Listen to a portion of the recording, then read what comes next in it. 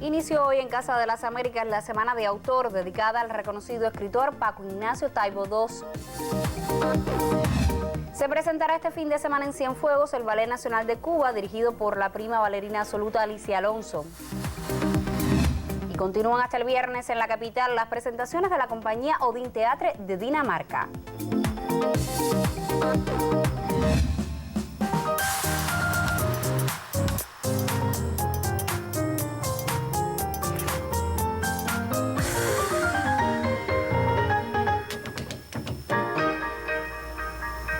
Saludos desde La Habana, abrimos la emisión del noticiero cultural de la televisión cubana este martes 22 de noviembre de 2016. El reconocido escritor hispano-mexicano Paco Ignacio Taibo II protagoniza desde hoy la tradicional Semana de Autor de Casa de las Américas, una de las más importantes convocatorias literarias del año en nuestro país.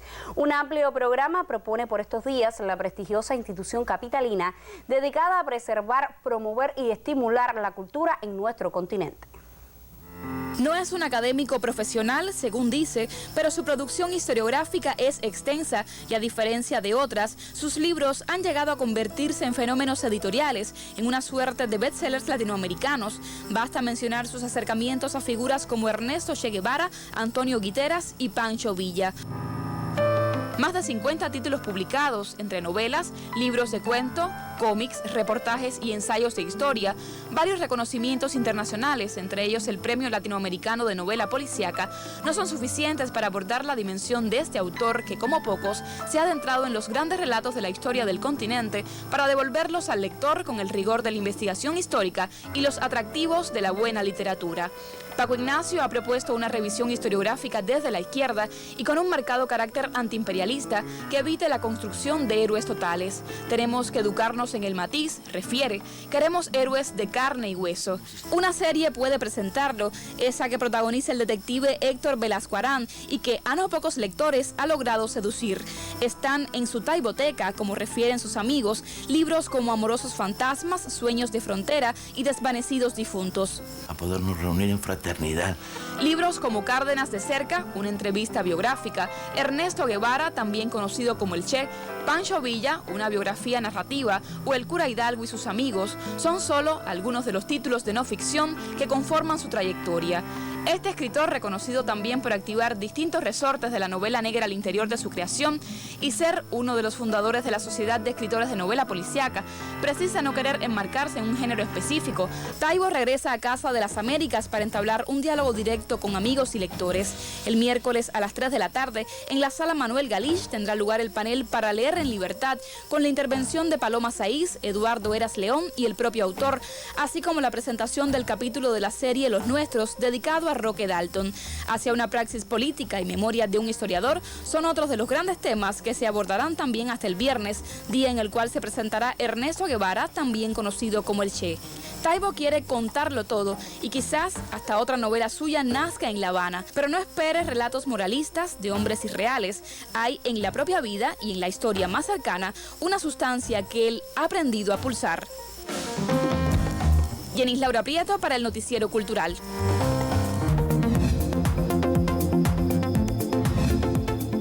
Iniciamos nuestro recorrido por lo que publican otros medios de prensa.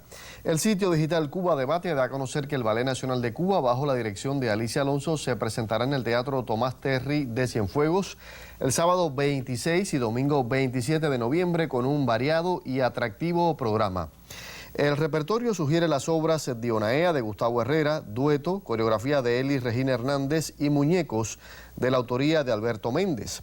Con estas funciones celebrarán en la Perla del Sur el aniversario 70 de la fundación del Fondo de las Naciones Unidas para la Infancia y los 25 años de la entrada en vigor en Cuba de la Convención sobre los Derechos del Niño. Por su parte, el portal de Radio Habana Cuba destaca que en ocasión del centenario de su muerte, este martes, es recordado el narrador norteamericano John Griffith London, más conocido como Jack London, autor de obras como El llamado de la selva, El lobo del mar y Colmillo blanco, entre otras. El escritor nació el 12 de enero de 1876 en la ciudad de San Francisco, tras la publicación de su obra maestra, El llamado de la selva, en 1903. dio inicio a una saga de héroes caracterizados por la nobleza indestructible ante las fuerzas de la naturaleza y la condición humana, acto que lo convirtió en uno de los autores más solicitados de los Estados Unidos. Y por último, la agencia de noticias Prensa Latina informa sobre el desarrollo de la Semana de la Cultura Italiana en Cuba desde este lunes.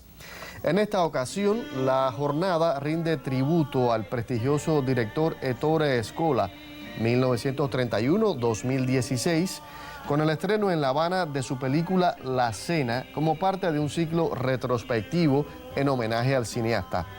El Centro Cultural Cinematográfico Fresa y Chocolate acogerá las proyecciones del autor de filmes como La Terraza y La Familia, quien falleció a los 84 años en enero de este año. La Cena cuenta las historias cotidianas de varios clientes fijos y esporádicos de un restaurante. Hasta el día 27 de noviembre, la Semana de la Cultura Italiana ocupará distintos centros y escenarios de la capital cubana. ¿Cuál es su nombre, Laura? Jean-René Van den Hurten. Y con imágenes de la película La Cena de Ettore Scola termina nuestra revista de prensa por hoy. Indira, nos vemos este miércoles. Muchísimas gracias, Diver. Aquí te estaré esperando como es habitual. Vamos a hacer una primera pausa en esta emisión. Al regreso abrimos nuestra sección Contrapunteo, que esta semana dedicamos a la crítica artística y literaria en nuestros medios de comunicación. Ya regresamos.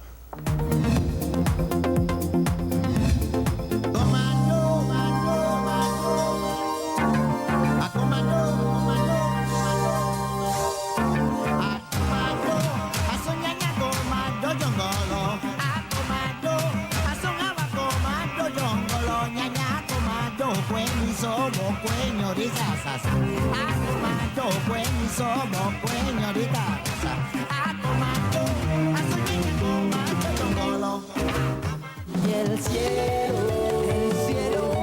es azul, el cielo es azul, el espacio está lleno de luz. Somos luz, somos luz,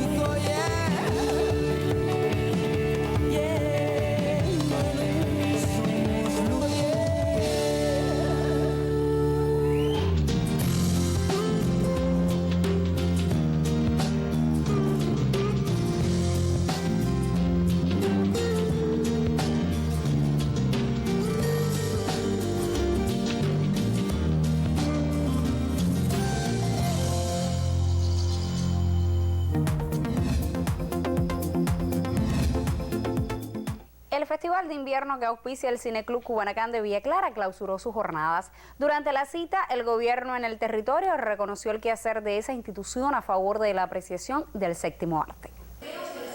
En la celebración de los 40 años del Cineclub Cubanacán de Santa Clara, este movimiento recibió varios premios, entre ellos la distinción Sarapico, máximo reconocimiento cultural que entrega el gobierno de Villa Clara.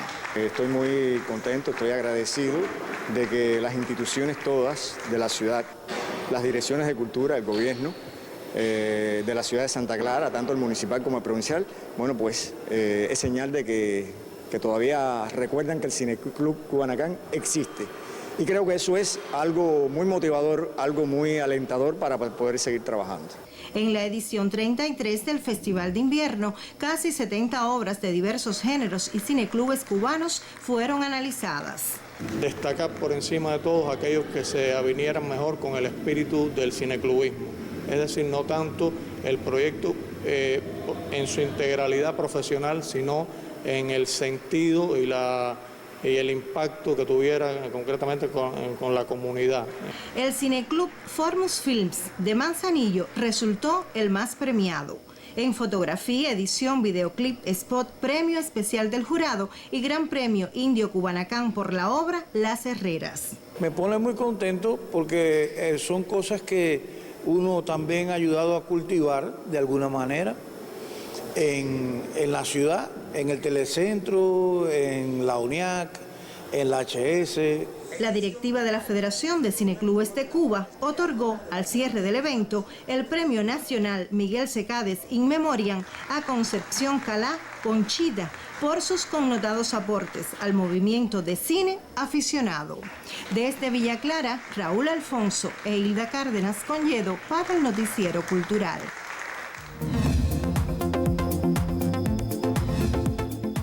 Abrimos nuestra sección Contrapunteo para dar inicio al debate que sostenemos durante toda la semana en torno al ejercicio de la crítica artística y literaria en nuestros medios de comunicación. Hoy la periodista Liet Loray nos ofrece un primer acercamiento. Adelante. La crítica artística y literaria no puede contarse hoy como el género con mayor presencia en nuestros medios de prensa, aunque quizás en espacios especializados el trabajo de los críticos esté más visible. Para la mayoría del público cubano, la crítica se ha convertido en algo lejano, en algo muchas veces solo pensado para especialistas o artistas. Unas veces porque la forma en que se hacen las críticas tienen solamente acceso los especialistas, digamos que los especialistas. Otras veces porque la forma en que la elaboran es tan rebuscada que no llega a nadie. Y entonces esa que es educativa, esa que nos puede traer público, no se publica en ningún lugar. Las revistas especializadas periódicas ya no son periódicas. La importancia de este género y del trabajo de sus hacedores lamentablemente se ha alejado de buena parte de los públicos y con ello su función social ha dejado de cumplirse en buena medida, sobre todo en uno de sus aspectos fundamentales, educar y convertir al público en un consumidor inteligente y activo. ¿Qué cosa es la crítica en esencia? Entonces, bueno, hay muchas teorías al respecto, pero fundamentalmente simplificando, es una especie de intermediario entre el público y la obra. De ahí que los críticos deban tener fundamentalmente honestidad, no dejarse ganar por falsas cantos de sirena de amigos, porque después lo que está haciendo es traicionando al público que va a recibir ese tipo de cosas. Desde mi punto de vista, su función es educativa, fundamentalmente, ¿no? Sin crítica poco podíamos apreciar, sin crítica poco público sería participativo. Necesaria exactamente para la creación artística, fundamental diría yo, para la creación artística.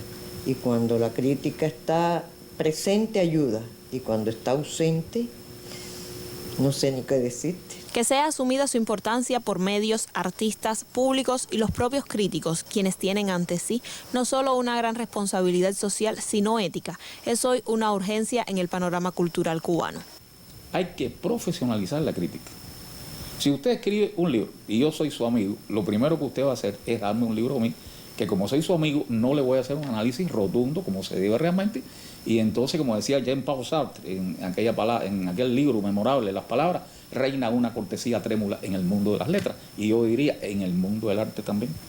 Entonces, constantemente, sobre todo en las revistas especializadas, aunque estamos hablando fundamentalmente en los periódicos, con sus tiradas masivas o en la televisión, tú te encuentras que la poca crítica que sale siempre es una crítica complaciente. No quiere decir que los buenos libros necesiten crítica que realmente diga estos son buenos libros, pero es que la crítica no es solamente eso, el público necesita un balance y ahí es donde el crítico juega un papel fundamental. Yo pienso que hay algo que tenemos que revisar, que volvernos, o sea, yo creo que es una responsabilidad de todos sentarnos a ver cómo nosotros incentivamos más ese trabajo. Nosotros mismos que tenemos una sección numerosa de críticos y también algún día tenemos que hacer una revisión de ver, bueno, hasta dónde están tus publicaciones, dónde publicas, a qué línea de ese amplio término que es la crítica te estás dedicando, para también nosotros reconocer a uno y tocarle el timbre a otros, ¿no? La crítica es una de las herramientas fundamentales de apoyo a la creación artística y al consumo cultural.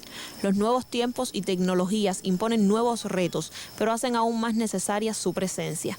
En un mundo de tanta información y de tantas facilidades para acceder al arte y la literatura, más que nunca los públicos precisan de una educación que los enseñe a discernir y los creadores de un pulso fuerte que los haga realmente crecer estéticamente. Liet Loray, Noticiero Cultural.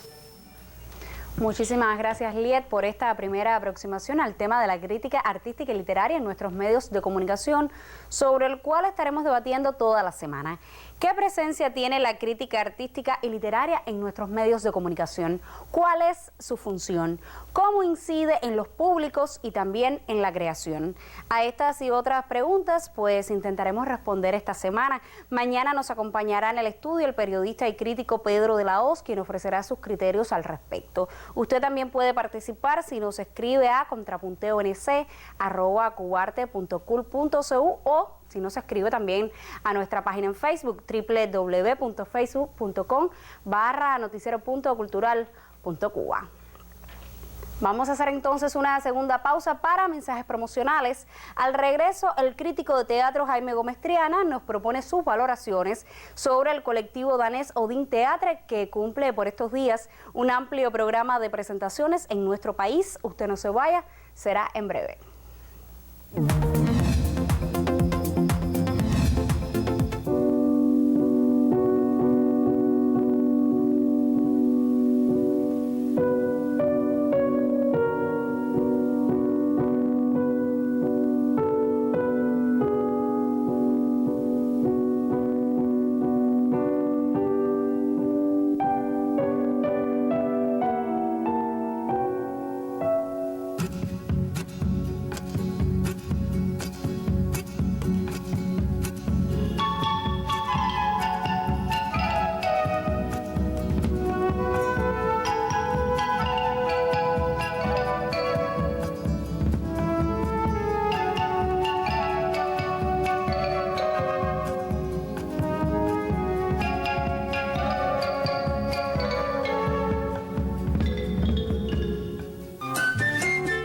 Del 30 de noviembre al 4 de diciembre, oh manatí encantador, 13ª edición del Festival de Música Popular Barbarito 10. puerto de mar encantador, Del 30 de noviembre al 4 de diciembre, en Manatí y Las Tunas.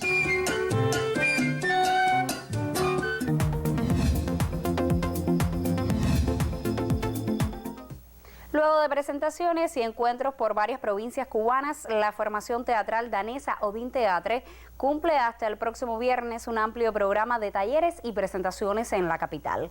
Hoy el crítico Jaime Gómez Triana nos acerca a ese colectivo. Bienvenido. Gracias. El Odin Teatre es uno de los colectivos escénicos contemporáneos más importantes del mundo. Su trabajo sostenido por más de 50 años, no solo en la creación de espectáculos, sino también en la conformación de una peculiar cultura de grupo, los convierte en un referente imprescindible. Bajo la conducción de su fundador, el italiano Eugenio Barba, el Odin es también un espacio de resistencia en el cual se redescubre cotidianamente el sentido profundo de esa utopía que los mantiene juntos y les permite ir al encuentro de los espectadores. La genealogía de su trabajo se afirma sobre la gran tradición de los laboratorios teatrales del siglo XX. Sus búsquedas estéticas juntan materiales provenientes de los más diversos confines de la tierra. Su familia más próxima puede ser reconocida también en escenarios de Colombia, Perú, Cuba. En el caso de nuestra escena, a la que han estado vinculados de manera constante desde 1986, su huella es enorme. A Eugenio y al Odin debemos mucho los teatristas cubanos. La evidencia de esas deudas aparecen en espectáculos e incluso en algunos textos de nuestros dramaturgos. Pero más allá de influencias verificables, es la perseverancia en la búsqueda, el compromiso indeclinable con la investigación y el trabajo, lo que constituye su mejor legado. La historia del teatro en Cuba durante los últimos 30 años no puede ser contada sin resaltar la presencia del Odin en la isla. La reciente gira del grupo por la mayoría de las provincias es ya otra estación de ese intercambio. Espectáculos, demostraciones de trabajo, talleres, conferencias y la proyección de un filme sobre su medio siglo de existencia hicieron parte del programa del grupo danés que contó con el auspicio de la casa editorial Tablas al Arco y el Consejo Nacional de las Artes Escénicas. Una vez más, su quehacer ha podido ser apreciado en su diversidad, la cual es el verdadero secreto de su permanencia y también una de las marcas más nítidas de la poética que Eugenio Barba propone. Su sentido del teatro se afirma en la voluntad de dar voz a la diferencia, en la necesidad de equilibrar sin que una anule a las otras diversas imágenes del mundo. Judith, Ave María, Memoria, Las grandes ciudades bajo la luna y La vida crónica muestran cada uno en su estilo los modos de existir del grupo. Todos son espectáculos complejos que, sin hacer concesiones al gusto popular, impactan y marcan de manera especial la experiencia sensible de los espectadores. Las puestas del Odin son una verdadera fiesta para los sentidos, en las que intervienen actrices y actores que ya son un verdadero mito. Sin embargo, más allá de las obras en concreto, hay que decir que esta gira, que han querido nombrar Odisea, constituye un acontecimiento cultural en un sentido más amplio, no solo por la importancia del grupo, sino por su manera de estar aquí con nosotros, por la especial generosidad de su entrega. Estoy seguro que las salas colmadas y el aplauso de los espectadores han sido para ellos la mejor evidencia de nuestra gratitud. Muchas gracias. A ti, Jaime, te espero en próximas emisiones, como no. Y ahora continuamos hablando de una de las expresiones de las artes escénicas. El evento nacional de humorismo, Humoráculo 2016, concluyó durante la última jornada nocturna en la ciudad de Bayamo. La cita atrajo a centenares de personas y juntó en Granma a reconocidos exponentes de esa manifestación artística en nuestro país. Durante toda la semana, cultores del humor en nuestro país tuvieron en las carteleras teatrales granmenses sus más importantes y recientes obras. Las puestas formaron parte del evento nacional Humoráculo 2016, cita que surgió el pasado año por iniciativa del colectivo teatral Granma con el coauspicio del Centro Promotor del Humor y bajo las premisas de incentivar la creación de este arte y promover en el oriente cubano lo más actual y valedero de su quehacer. Eventos como estos permiten a grupos locales que sean captados por el Centro Promotor del Humor y puedan participar también en eventos como te decía, el Aquelarre. ¿El público de Bayamo qué te parece? El público de Bayamo es muy bueno, es un público muy respetuoso, que se lleva muchos chistes inteligentes, cosa que disfrutamos mucho porque basamos bastante el humor, tratamos de basarlo en esto. Yo pienso que esa es la gran conquista, el público que está llenando las salas todos los días y por otra parte un elemento importante que yo creo que vamos a tener que perfeccionar es sobre todo cómo extender mucho más el trabajo del evento hacia las comunidades, hacia los centros de trabajo. Ya con las universidades lo hemos logrado y estamos pensando en nuevos proyectos que puedan insertarse dentro del evento. Pagola La Paga, etcétera, La Leña del Humor, Carlos Gonzalvo, Mente de Pollo, El Primo de Guisa, Ultrasonido y Caricare estuvieron entre los protagonistas del encuentro que mostró en escenas bayamesas y manzanilleras cerca de una treintena de presentaciones y conversatorio con estudiantes universitarios. El Humoráculo además rindió honores al colectivo teatral Granma y a Pagola La Paga por sus nuevos aniversarios de creados. Al decir de entendidos en materia de artes escénicas, el Humoráculo posee las condiciones necesarias para convertirse en uno de los más importantes eventos humorísticos de Cuba. Su aceptación popular reafirma tal criterio. En Granma, Jacqueline Pérez, Noticiero Cultural. Y al cierre de esta emisión nos quedamos en el oriente del país. El escritor holguinero Emerio Medina ha emergido en el mundo de las letras cubanas contemporáneas con una obra joven, pero merecedora de importantes premios de ese ámbito en Latinoamérica. Desde su natal Mayarí, el autor rememora los momentos más trascendentales de su vida y de su labor creativa.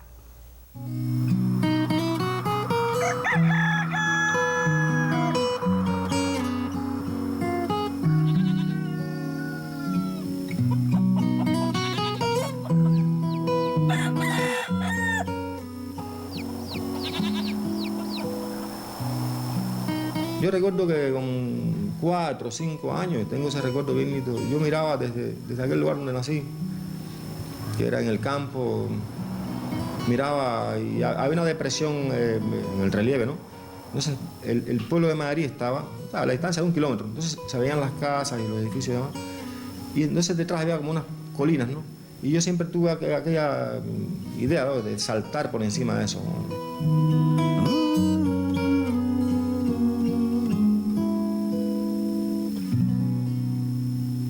Yo empecé a buscar como refugio del mundo exterior, del mundo real. Digamos, yo me apartaba a leer, me encerraba a leer, En un caso, mi madre me buscaba para bañarme y yo no aparecía, estaba leyendo en un rincón por allá bajo una mata. Y lograba aislarme de cuando me llamaban para ir al campo a recoger maíz con el abuelo, y yo me aislaba y leía y me hacía el bobo.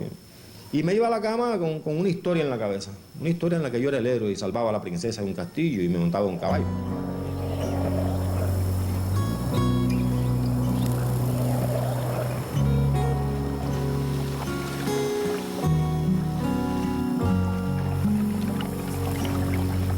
Y por supuesto se espera que una persona que vivió en el campo toda su vida escriba cosas del campo, cosas, digamos, campesinas.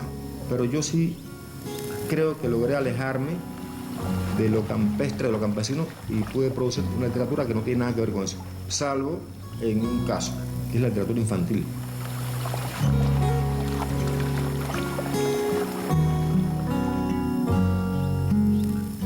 El río, digamos, la vegetación, la flora que había en el lugar, me obligaron a escapar. Y segundo, que se quedaron en mí también.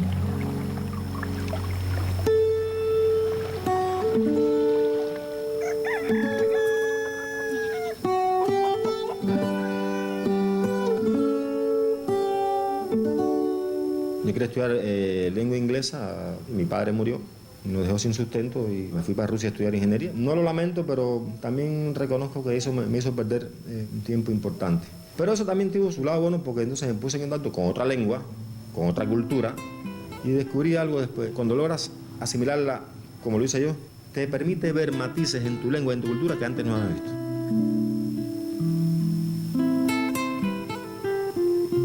Yo comencé escribiendo a mano.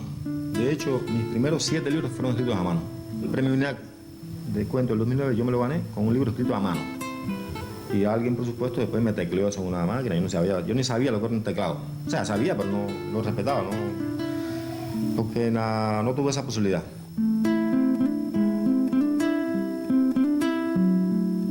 Imagina lo difícil que es hacer eso a mano. Porque en máquina tú, o sea, lo vas viendo, la máquina debería de verlo. En el papel escrito, ¿no? El papel manuscrito tienes que irlo teniendo en la cabeza para no perder el hilo hasta que se acaba aquello, hasta que puedes respirar.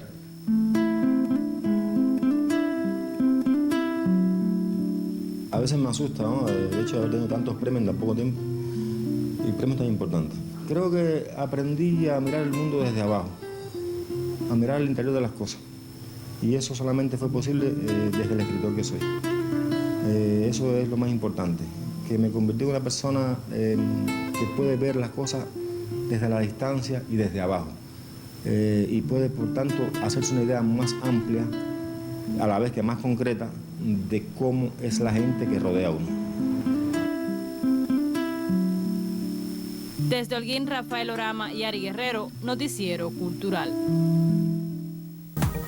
Punto final en esta emisión del Noticiero Cultural. Le pusimos al tanto del inicio de la Semana de Autor en Casa de las Américas, que se dedica en esta ocasión al reconocido escritor Paco Ignacio Taibo II. Le contamos sobre las presentaciones del Ballet Nacional de Cuba el próximo fin de semana en Cienfuegos y conoció sobre el grupo danés Odin Teatre, que hasta el viernes se presenta en la capital.